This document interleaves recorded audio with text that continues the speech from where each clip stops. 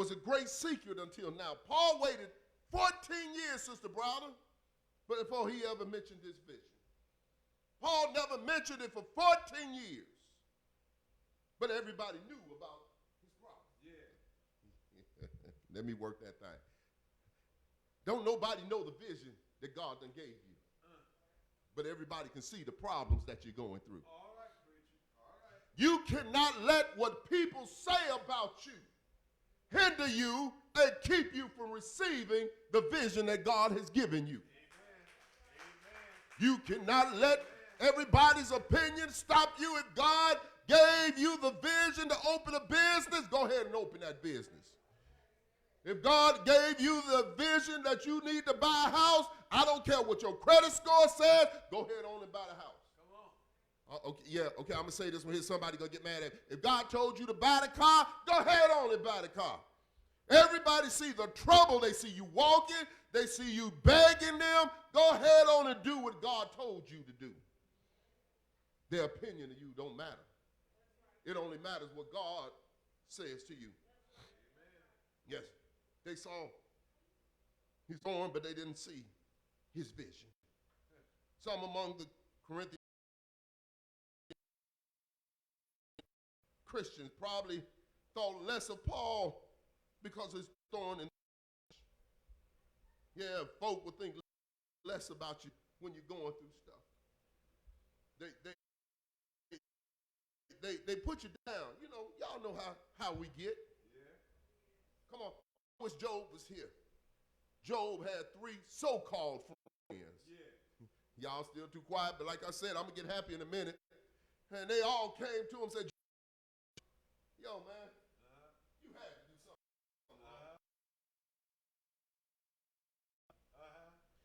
Hey, all this trouble that came into your life. But I got some good news up in here. You don't have to do anything wrong for trouble to come knocking. I'm going to say it again. Y'all quiet. You don't have to do anything to come knocking at your door. Yes, sir. And I hate to tell you this. They only shoot a hole through your halo.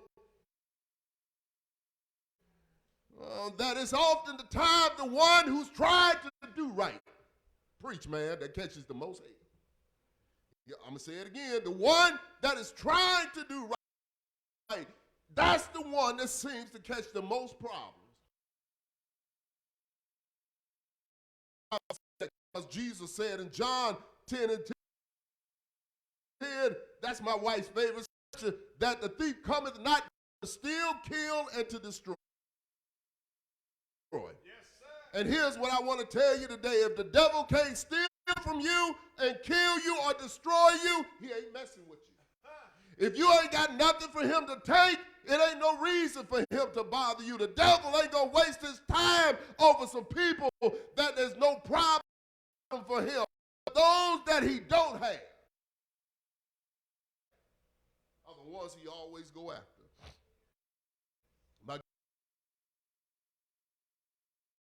To say God bless her. Francis Dailey that's sleeping in her grave.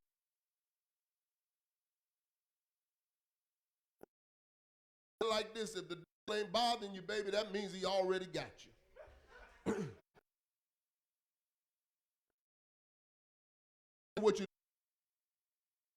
That's some good news. You need to praise God when the devil bothers you. Why? Because that means he ain't got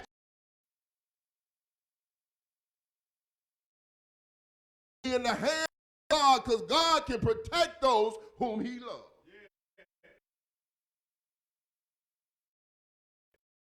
Yes. It seemed, that everyone saw it. He says, Paul says, this was given me. It was given to me. He reckoned this great trial to be a gift. It is well. He does not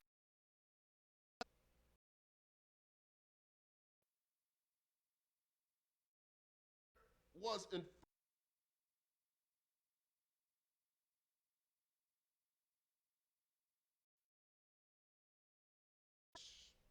he said it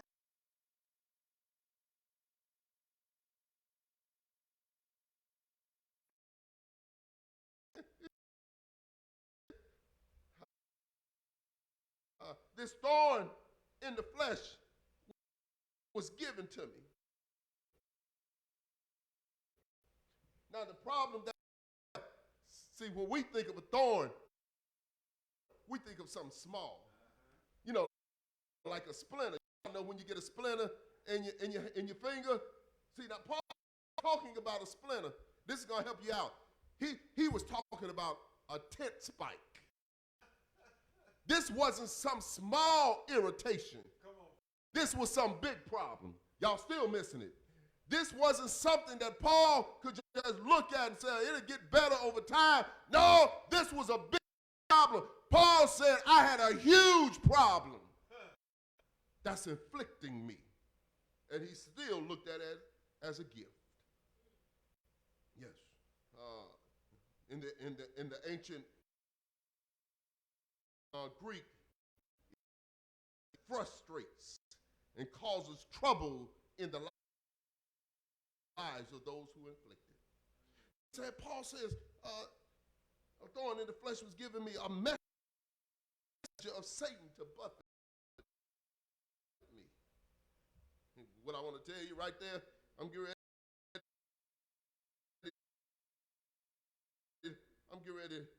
to go ahead on and close this thing out. That he said Satan was a messenger of Satan to buffet me. Satan probably jumped at the permission of God to afflict Paul. Miss that. Satan was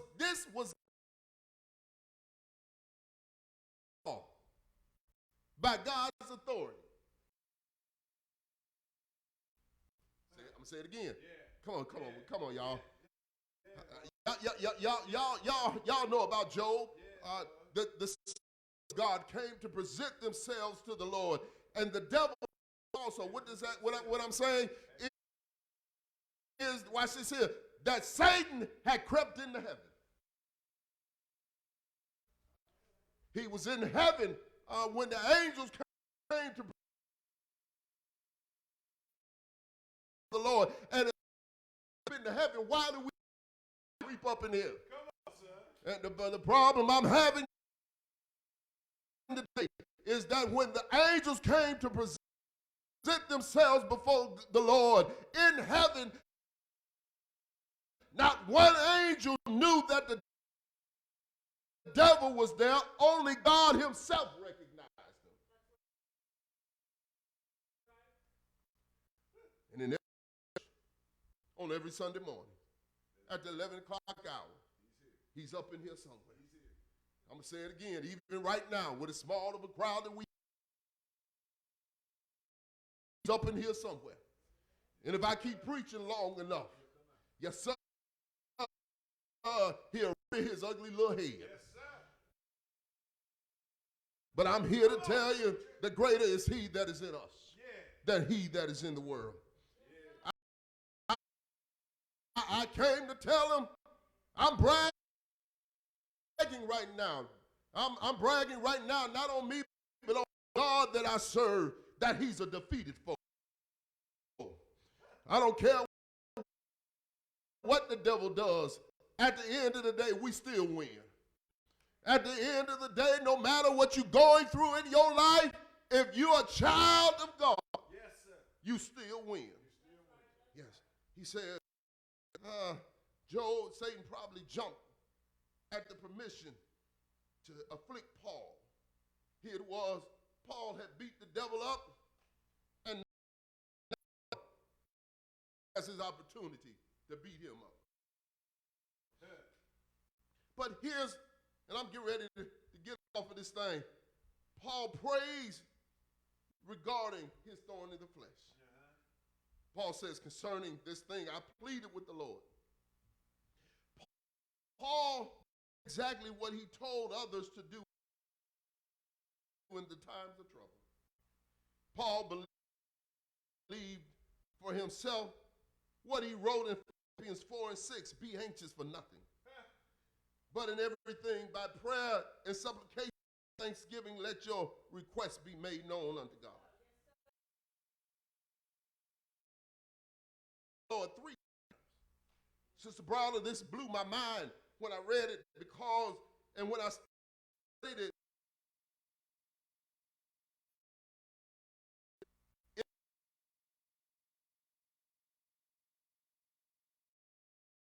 it didn't mean 2 times.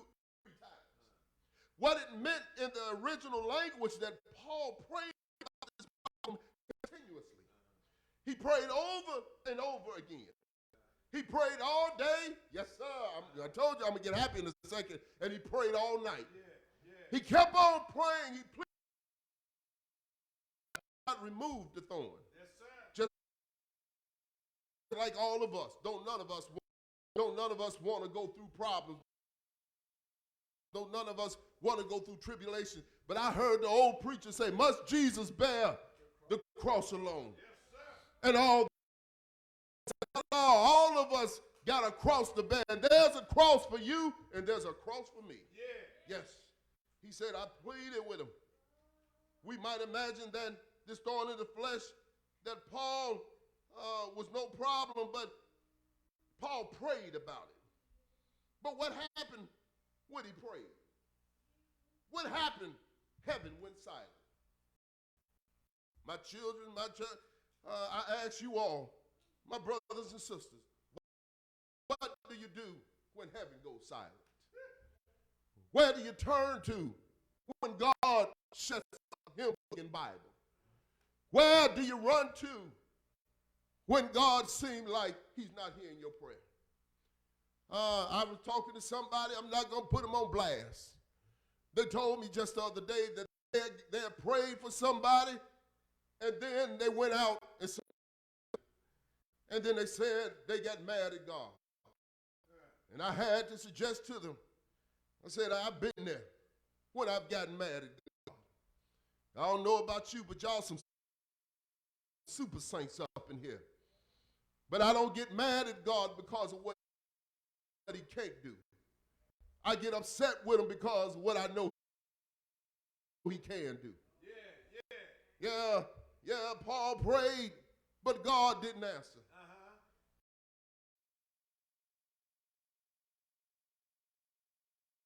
He did answer, but he did not answer when heaven goes silent. I remember when I was a home, and I would always watch the Chicago Cubs on WGN.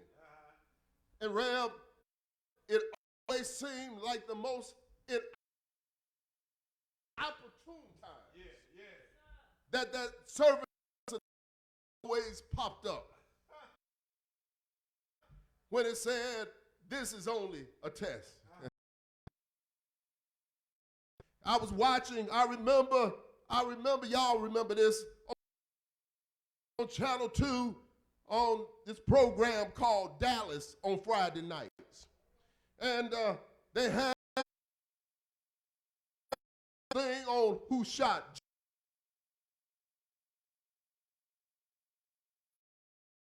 don't you?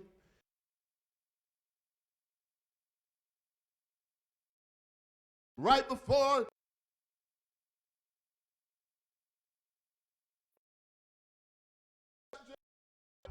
beep, this is only a test. What are you saying, Reb? When heaven goes silent, tell yourself it's only a test. When I was in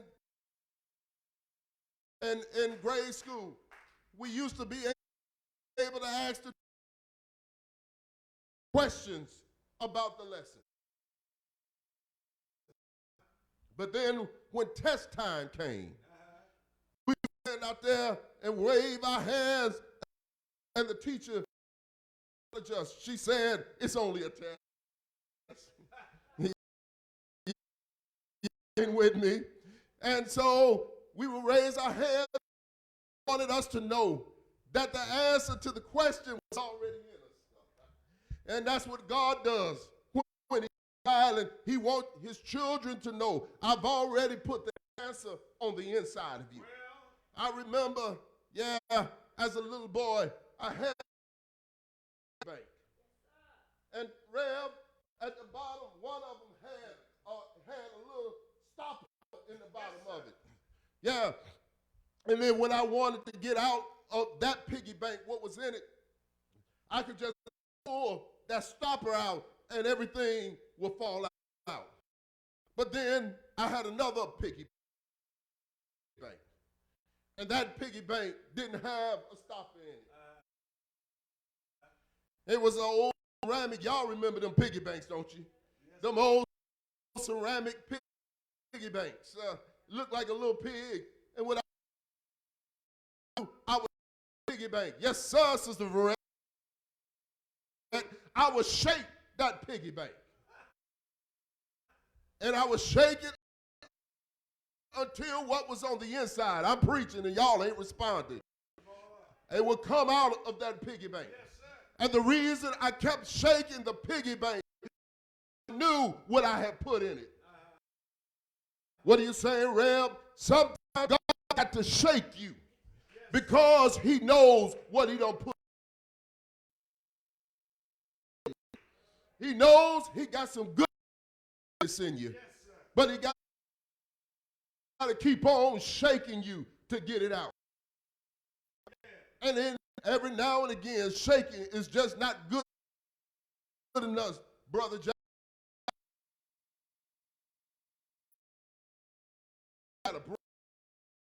And when God you, it's not to break you, to hurt you. It's to help you to get better. And so here it is, Paul pleaded with God, and he kept on pleading with him. But God said, no. I'm not going to answer your prayer the way you think I should answer your prayer. And I want to tell you, my brothers and sisters, there's sometimes that God would not remove the problem. But what God would do is he would strengthen you to handle it. You're wondering why you're going through the stuff that you're going through. Keep on praying to remove the problem. God has never removed the problem. You keep on bowing on your knees. Has not God heard your prayer? But I got some news for somebody up in here today that God did. He heard your cry from the very first time. But what he did was he didn't remove it. He just gave you more strength to handle it. And every now and then God would not remove the mountain. God would just give you the strength. Do I have any witnesses up in here that don't mind testifying that God keeps on giving you strength because every round goes higher and higher. And if you keep your hands in the hand of God, grace, like he told Paul, will be sufficient for you. What does that mean, Reverend? That God's grace is sure enough for you. What does that mean? That God's grace and his love is enough for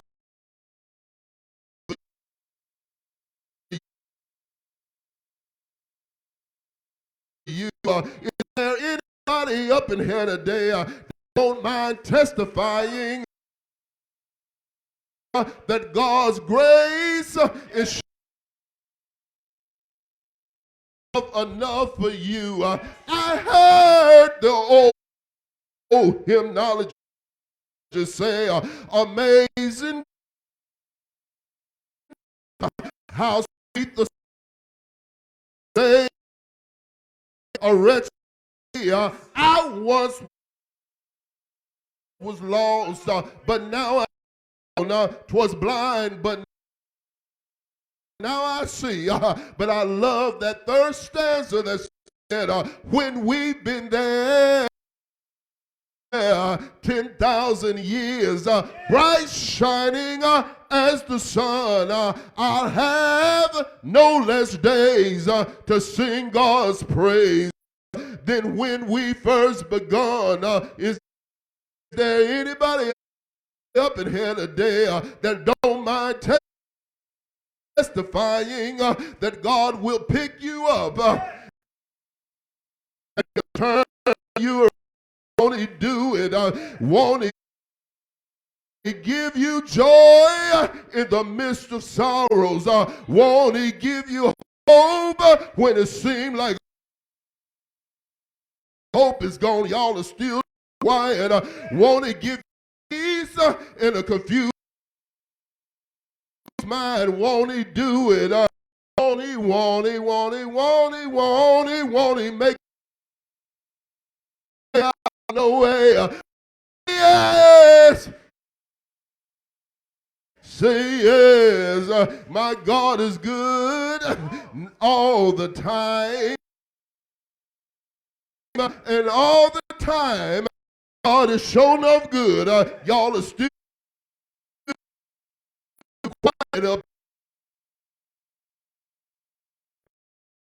Praise him all because Jesus he had some thorns, Reverend. When did he have them thorns? He had it one Friday afternoon on a skull-shaped hill when they put nails in his hands and they put spikes in his feet. They put a spear in his side. Yes, they did. He bled and he hung there and died. But that's not how the story ends. 3 days later, he rose again. That's showing enough love. Is it anybody up in here today that's in love with Jesus? Y'all are still too quiet. Is it anybody up in here today? Are you in love with Jesus? Ask you one more time. Is it anybody up in here today? My help done showed up. That's in love with Jesus. And I'm here to tell you I'm in love with Jesus. And Reb, he's in love with me. Yes, I am. And I say that Jesus is in love with me because he died. He died for you and for me. He hung on a cross until the sun refused to shine. Y'all are still too quiet. He hung on that cross until the moon drip red like blood. He hung on that cross until the temple, the curtain inside the temple was torn. That gave you and I access.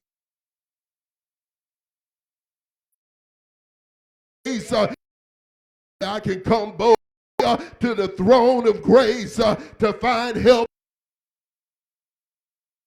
in time of need. If you need